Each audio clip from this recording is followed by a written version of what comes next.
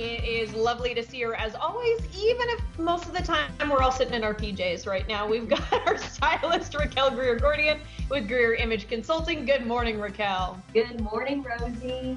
Lovely to see your perky face.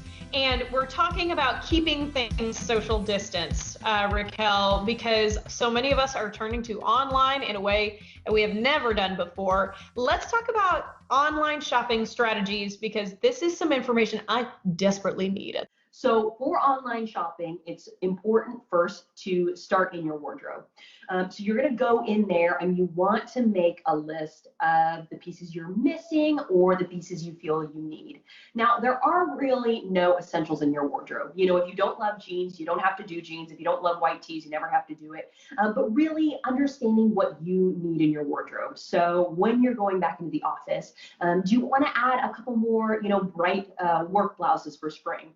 Kind of creating something that is tailored to your style and what you're going to need for your body and life. So that's the first thing. Sometimes I just hop on websites. Like sometimes you just get going, right? So the second tip is we're already going out and coming back around. So you want us to make a pledge. So it's important to tell yourself that if something doesn't fit, it doesn't happen to be your style, if it doesn't happen to work for your body type, that you're going to return it.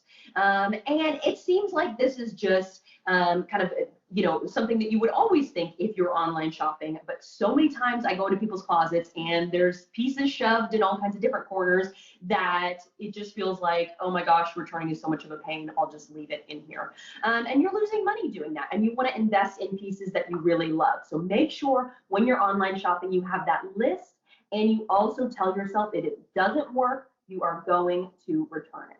And that is so difficult when there's not free shipping on returns. I've actually just been through this where they knocked a couple dollars off because of the postage going back. But the truth is, I still got 30 some odd bucks, and that's $30 I can now invest in a piece that will actually fit. So you still end up right set up at the end of this. But let's talk a little bit more about budget. You have an idea about, total versus item. You want us to stick to a budget. You want to think about how much you're going to spend either overall or per item. It depends how you like to shop.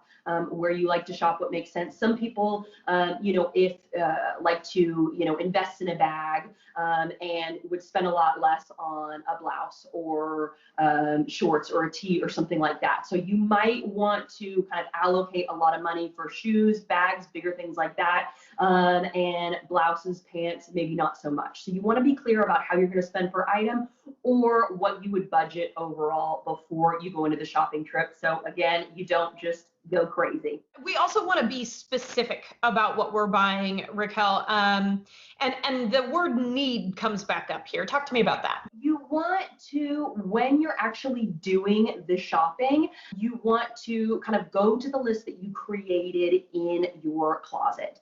And you want to be specific, whether you're Googling graphic band tee or you're going onto Nordstrom.com and Googling that. You want to be specific with your search so that you don't get distracted by all the other pieces out there, and you stick to that list. Well, you're also able to see a good variety of pieces so that you make sure you get what you really, really love and want. The last thing is, once you think you have it in your cart, give it a rating. And I've never done this before, but I'm kind of fascinated by this approach. So once everything is in this cart, before you check out, you're going to give it a rating from 1 to 10. So anything that you purchase, you want to be a 7 or greater. It really needs to be a love. It doesn't need to be, again, as I said, you don't need essentials. So if you're just buying something because you think you need it, it shouldn't be in that cart. I think so many of us are guilty of that when we think we're doing something trendy.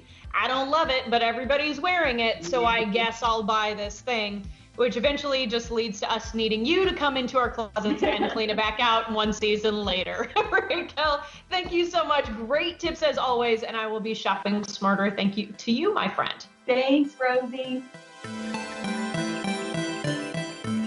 To learn more about Raquel's services, visit her online at GreerImageConsulting.com and follow her on social media for inspiration at Raquel Greer Gordian.